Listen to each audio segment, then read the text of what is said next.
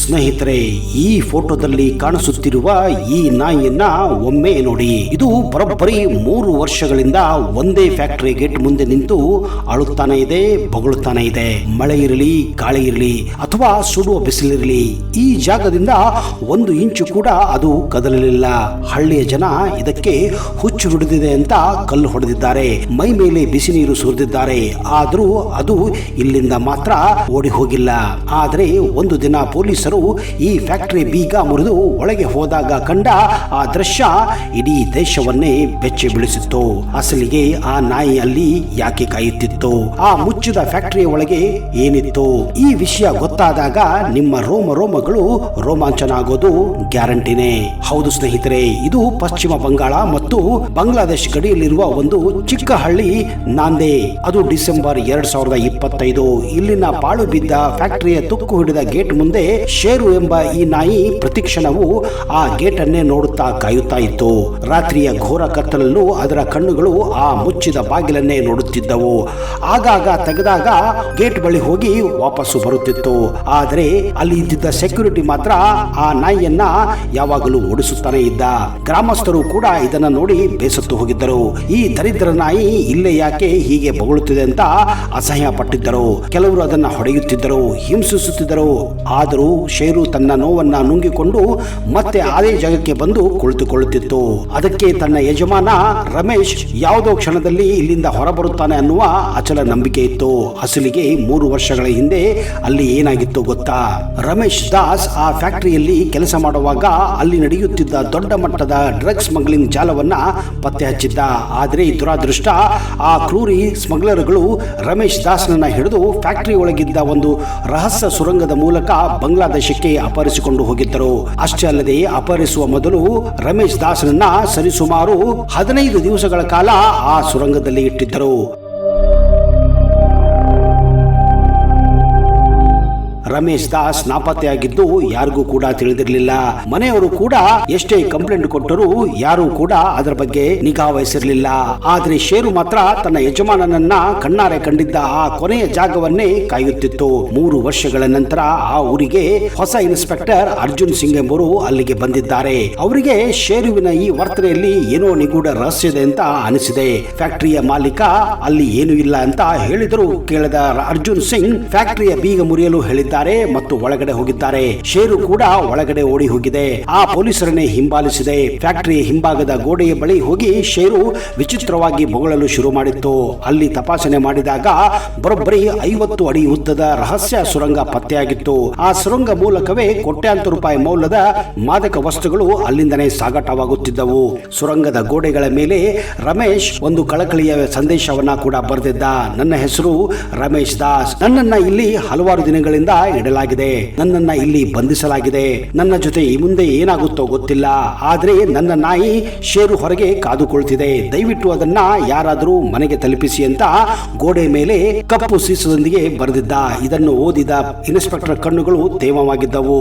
Share ಆ ಸುರಂಗದಲ್ಲಿ ತನ್ನ ಯಜಮಾನನ ಹಳೆಯ ಚಪ್ಪಲಿಯನ್ನು ನೋಡಿ ಬಿಕ್ಕಿ ಬಿಕ್ಕು ಅಳುತ್ತಿತ್ತು ಮತ್ತು ಜೋರಾಗಿ ಬೊಗಳುತ್ತಿತ್ತು.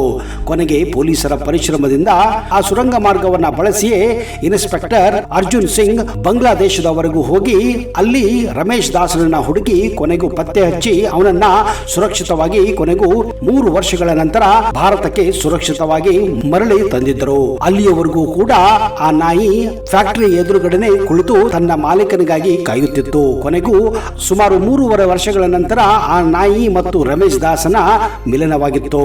ಆ ಹಳ್ಳಿಯಲ್ಲಿ ಅವತ್ತು ಹಬ್ಬದ ವಾತಾವರಣ ಇತ್ತು. ಸರ್ಕಾರ ಶೇರುವಿನ ಈ ಶೌರ್ಯ ಮತ್ತು ನಿಷ್ಠೆಯನ್ನ ಮೆಚ್ಚಿ ಅದಕ್ಕೆ ಪೊಲೀಸ್ ಮೆಡಲ್ ನೀಡಿ ಗೌರವವನ್ನ ಕೂಡ ಕೊಟ್ಟಿತ್ತು. ಸ್ನೇಹಿತರೆ, ಮನುಷ್ಯರು ಒಬ್ಬರಿಗೊಬ್ಬರು ಮೋಸ ಮಾಡಬಹುದು. ಆದ್ರೆ ಒಂದು ಮೂಕ ಪ್ರಾಣಿ ತನ್ನ ಯಜಮಾನನಿಗಾಗಿ 3 ವರ್ಷಗಳ ಕಾಲ ಅವಮಾನ ಮತ್ತು ಹಸಿವನ್ನ ತಡೆದು ತೋರಿಸಿದ ಆ ನಿಷ್ಠೆ ನಿಜಕ್ಕೂ ಅದ್ಭುತವೇ ಸರಿ. ನಿಮಗೂ ಈ ಶೇರುವಿನ ವಿಶ್ವಾಸ ಇಷ್ಟವಾಗಿದ್ದರೆ ಈ ವಿಡಿಯೋಗೆ ಲೈಕ್ ಕೊಡಿ ಮತ್ತು ಕಮೆಂಟ್ ಬಾಕ್ಸ್ ನಲ್ಲಿ ಸಲ್ಯೂಟ್ ಟು ಶೇರು ಅಂತ ಬರೆಯಿರಿ.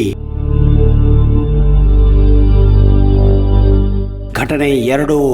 ಜೈಪುರದ ಚಾಂದ್ಪೋಲ್ ಬಜಾರದಲ್ಲಿ ನಿಖಿತಾ ತನ್ನ ಮಗ ರೋಹನ್ ಜೊತೆ ಒಂದು ಸಣ್ಣ ತಳ್ಳುಗಾಡಿಯಲ್ಲಿ ಕಚೋರಿ ಮಾರುತ್ತಾ ಜೀವನವನ್ನ ಸಾಗಿಸುತ್ತಿದ್ದಳು. ಬೆಳಗ್ಗೆ 4 ಗಂಟೆಗೆ ಎದ್ದು ಮಸಾಲೆ ಸಿದ್ಧಪಡಿಸಿ ಮಗನ ಸಹಾಯದೊಂದಿಗೆ ವ್ಯಾಪಾರವನ್ನ ಮಾಡುತ್ತಿದ್ದಳು. ಮೈ ಮೇಲೆ ಹರಿದ ಬಟ್ಟೆ, ಎಣ್ಣೆ ಜಿಡ್ಡಿನ ಕೈಗಳು. ಆದ್ರೆ ಅವಳ ಕಣ್ಣಲ್ಲಿ ಮಾತ್ರ ಪ್ರಾಮಾಣಿಕತೆ ಇತ್ತು. ಹೇಗಾದರೂ ಮಾಡಿ ಮಗನನ್ನ ಓದಿಸಿ ಒಳ್ಳೆಯ ವ್ಯಕ್ತಿಯನ್ನಾಗಿ ಮಾಡಬೇಕೆನ್ನೋದು ಅವಳು ಚಾಲೆಂಜ್ ಆಗಿ ತೆಗೆದುಕೊಂಡಿದ್ದಳು. ನಿಖಿತಾಗೆ ಈ ನಡುವೆ ತೀವ್ರವಾದ ಹೃದಯದ ಕಾಯಿಲೆ ಕೂಡ ಇತ್ತು. ಆಪರೇಷನ್ಗೆ ಲಕ್ಷಕ್ಕೂ ಹೆಚ್ಚು ರೂಪಾಯಿ ಬೇಕಾಗಿತ್ತು. ಆದ್ರೆ ಅಷ್ಟೊಂದು ಹಣ ಅವಳ ಬಳಿ ಇರಲಿಲ್ಲ. ಆ ಪ್ರದೇಶದ 5 ಭ್ರಷ್ಟ ಪೊಲೀಸ್ ಕಾನ್ಸ್ಟೇಬಲ್ಗಳು ಪ್ರತಿನಿತ್ಯ ಪುಕ್ಕಟ್ಟೆಯಾಗಿ ಕಚೋರಿ ಮತ್ತು ಸಮೋಸವನ್ನ ನಿಖಿತಾ ಮತ್ತು ರೋಹನ್ ನಿಂದ ತಿನ್ನುತ್ತಿದ್ದರು. ಒಂದು ದಿನ ಮಗ ರೋಹನ್ ಧೈರ್ಯ ಮಾಡಿ ಹಣ ಕೇಳಿದ್ದಾನೆ. ಆ ಪೊಲೀಸರು ಅಹಂಕಾರದಿಂದ ರೋಹನ್ ಮೇಲೆ ಕೈ ಮಾಡಿದ್ದಾರೆ.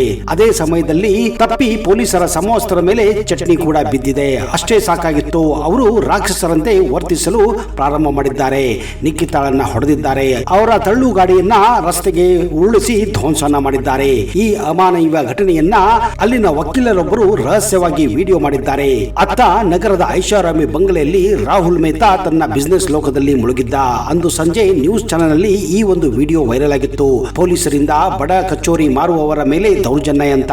ರಾಹುಲ್ ಸುಮ್ಮನೆ ಚಹಾವನ್ನು ಕುಡಿಯುತ್ತಾ ಟಿವಿಯತ್ತ ನೋಡಿದ್ದಾನೆ.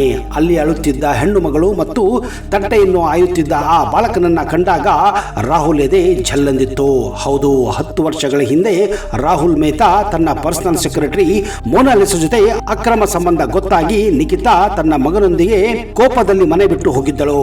ತನ್ನ ಪತ್ನಿ ನಿಖಿತಾ ಮತ್ತು ತನ್ನ ಮಗ ರೋಹನ್ ಅಲ್ಲಿ ಭಿಕ್ಷುಕರಂತೆ ರಸ್ತೆಯಲ್ಲಿ ಬಿದ್ದಿದ್ದು ಕಂಡು ರಾಹುಲ್ ಎದೆಯಲ್ಲಿ ಮಿಂಚು ಹೊಡೆದಂತೆ ಆಗಿತ್ತು.